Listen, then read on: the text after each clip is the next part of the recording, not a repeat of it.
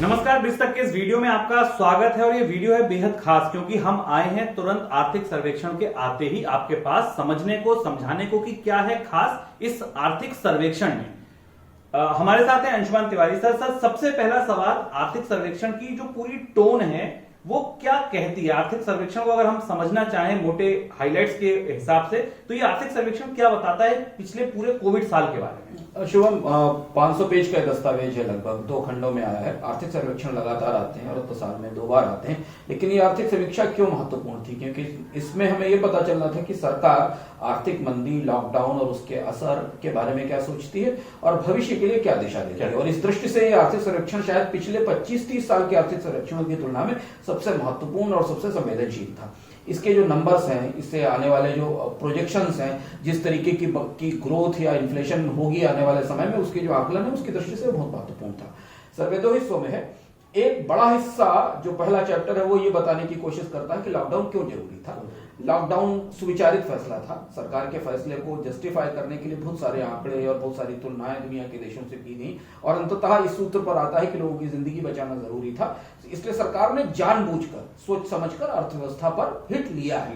बिल्कुल, सरकार ने रिस्क लिया और इसलिए जो अर्थव्यवस्था में गिरावट आई या मंदी आई उसे अचानक आई मंदी या गिरावट को नहीं सर्वे मानता है कि ये इस तरीके का नुकसान हुआ। इसके अलावा फिर अलग अलग वैचारिक चैप्टर है। पिछले सालों में इकोनॉमिक सर्वे का ढांचा बदल चुका है। एक हिस्सा एकेडमिक होता है जिसमें बहुत सारे बौद्धिक विषय होते हैं, नीतिगत चर्चाएं होती हैं, और एक हिस्सा ऐसा होता है जिसमें कि हमें हार्डकोर डेटा और भविष्य का रुख मिलता है।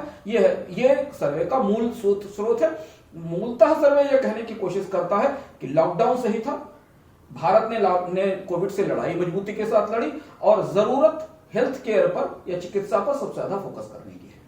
बिल्कुल, यानी कि ये महामारी के बाद का बजट था, इसीलिए चिकित्सा पे फोकस होना बड़ा लाजमी था।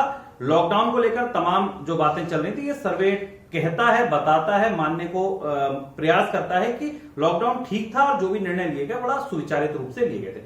सर, आप सर्वे के वो 3 सबसे इंपॉर्टेंट फैक्टर्स या हम कहें कि रिकवरी का जो पाथ है, जो रोड दिखाता है इकोनॉमिक सर्वे, वो कैसा है? जीडीपी के नंबर, इन्फ्लेशन के नंबर और फिजिकल डेफिसिट, ये नंबर क्या है? ये दूसरा सबसे महत्वपूर्ण बात है और मुझे लगता है कि सर्वे इस दृष्टि से ही सबसे महत्वपूर्ण था, क्योंकि ऐसा नहीं कभी हुआ है कि सरकार के किसी फैसले को आर्थिक सर्वेक्षण ने गलत बताया हो। तो स्वाभाविक सी बात थी कि सरकार ने लॉकडाउन लगाया है तो आर्थिक सर्वेक्षण उसे सही साबित करने के लिए कई तरीके के तथ्य लेकर आएगा और आर्थिक रूप से सही साबित करेगा, तो स्वाभाविक सी बात थी। इसके अलावा 2 और पहलू हैं जिन पर इस चर्चा में हम बाद में बात करेंगे, जो सर्वे से निकलते हैं। पर जो सबसे महत्वपूर्ण बात है, जो हर चीज जिस पर सबकी निगाह थी, पूरी दुनिया की एजेंसियों की, भारत की एजेंसियों की और हम सब लोगों की, कि अगले वित्त वर्ष में, यानी कोविड के बाद के, लॉकडाउन और महामंदी के बाद का जो अगला साल है 2021-22, उसमें भारत की आर्थिक विकास दर कितनी होने वाली है और वहां से बहुत कुछ चीजें तय होंगी। हम कितनी लंबे समय के बाद इस मंदी से निकलेंगे, बाकी सारी चीजों पर क्या असर पड़ेगा, सरकार का रेवेन्यू कितना होगा, लोगों की कमाई कितनी बढ़ेगी, और वहां यह सर्वेक्षण वास्तविकता के करीब है।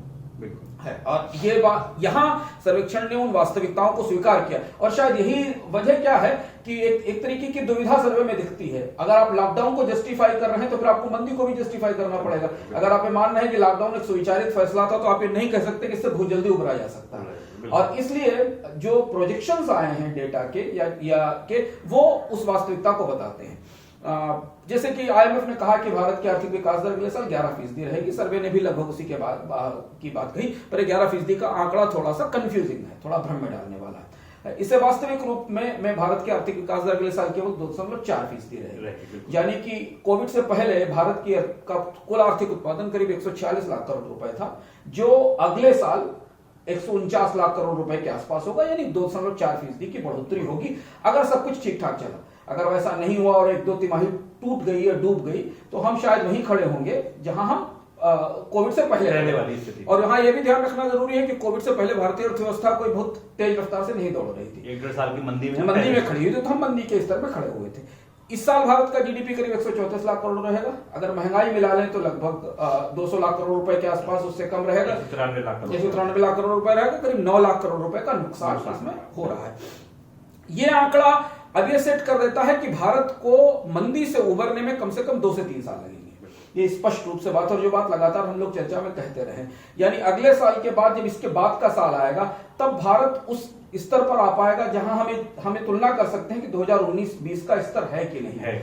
और जो सबसे अच्छे साल हैं यानी 7% 8% की ग्रोथ वाले, वो तो अभी बहुत दूर है, और दहाई की विकास दर या डबल डिजिट की विकास दर तो अब ये दूर है, तो वो बहुत दूर चली गई। ये वास्तविकता सर्वे प्रत्यक्ष या परोक्ष रूप से आपको स्वीकार करा देता है। अब दूसरा बड़ा नंबर महंगाई का है।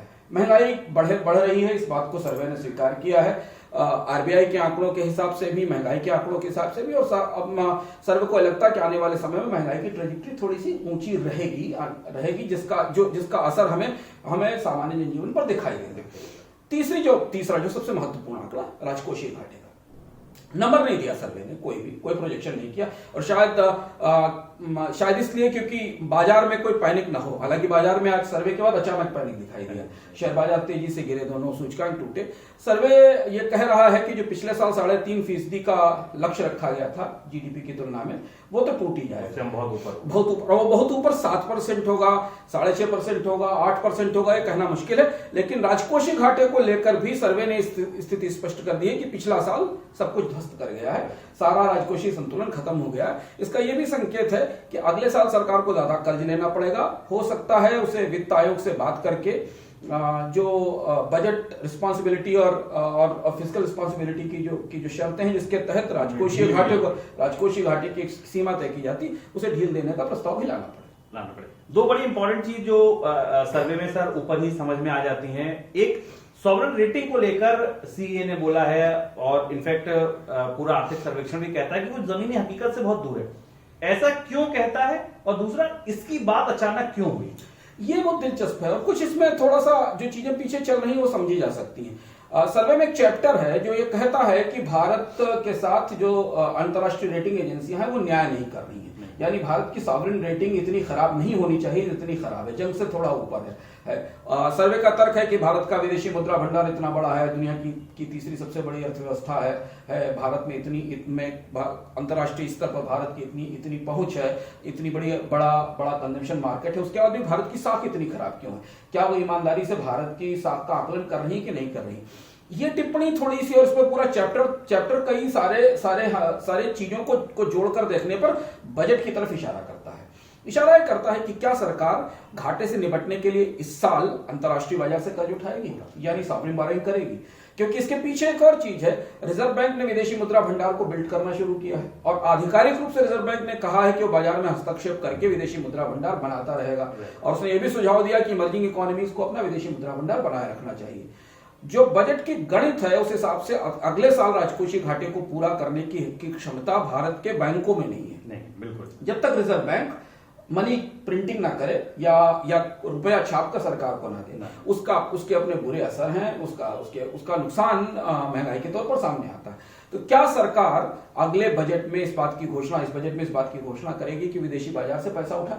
अगर विदेशी बाजार से पैसा उठाए तो उसमें रेटिंग बहुत महत्वपूर्ण है, और शायद इसलिए यह दबाव बनाया जा रहा है कि भारत की साख थोड़ी ऊंची हो, क्योंकि अगर भारत की रेटिंग इसी स्तर पर रही और भारत कोई बॉन्ड लेकर जाता है दुनिया में, तो उसे ब्याज दर का वो लाभ नहीं मिलेगा जो पूरी दुनिया में मिल रहा है। ये एक तैयारी सी लगती है।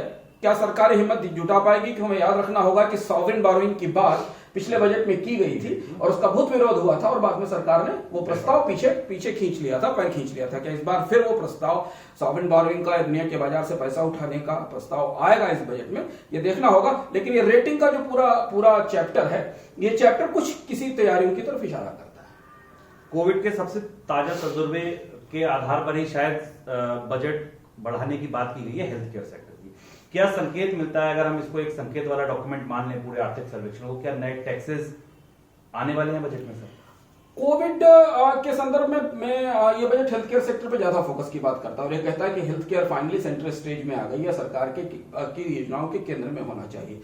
टैक्सेशन की बात बजट खुलकर नहीं करता, लेकिन चर्चा यह है कि एक नेशनल हेल्थ फंड बनाने की बात है। उस हेल्थ फंड में पैसा लाने के लिए कुछ टैक्स लगाया जा सकता है, क्योंकि वैक्सीन का भी खर्चा है, और भी हेल्थ केयर सिस्टम को बेटर करने की जरूरत है। तो अगर हम इससे बजट का संकेत निकालने की कोशिश करें तो हमें ये दिखेगा कि बजट में हेल्थ केयर को लेकर कुछ बड़ी घोषणाएं हो सकती हैं। वे घोषणाएं खर्च के स्तर पर भी हो सकती हैं, और संसाधन जुटाने के लिए लोगों से पैसे भी लिए जा सकते हैं। वो चाहे कोई सेस लगाया जाए या कोई कोविड से के तरह की चीज आए, लेकिन हेल्थ केयर की तरफ थोड़ा सा बजट इस बार बढ़ेगा। बिल्कुल। तो ये थे टॉप हेडलाइंस सर्वे के। सर कोई एक और इंपॉर्टेंट, एक सबसे महत्वपूर्ण बात यह है कि कोविड के बाद भारतीय अर्थव्यवस्था की परिस्थिति क्या बनने वाली है, इस संदर्भ में यह बजट कुछ महत्वपूर्ण संकेत देता है जो हमें समझना जरूरी है, और शायद बजट को उसी रोशनी में बनना चाहिए। हालांकि बजट बन चुका है, बजट में कोई परिवर्तन नहीं हो सकता, लेकिन यह सर्वे एक बहुत महत्वपूर्ण बात कहता है जो उन सारे लोगों को जो भारतीय अर्थव्यवस्था के किसी न किसी हिस्से से जुड़े हैं गांठ बांधकर समझनी चाहिए कि जितना ये एक शब्द का इस्तेमाल करता है जो इकोनॉमिक थ्योरी है, जिसको इकोनॉमिक हिस्टेरिसिस कहते हैं, उस थ्योरी के मुताबिक अगर कोई बड़ा घटनाक्रम किसी अर्थव्यवस्था में होता है तो उससे होने वाले नुकसान लंबे समय तक जारी रहते हैं।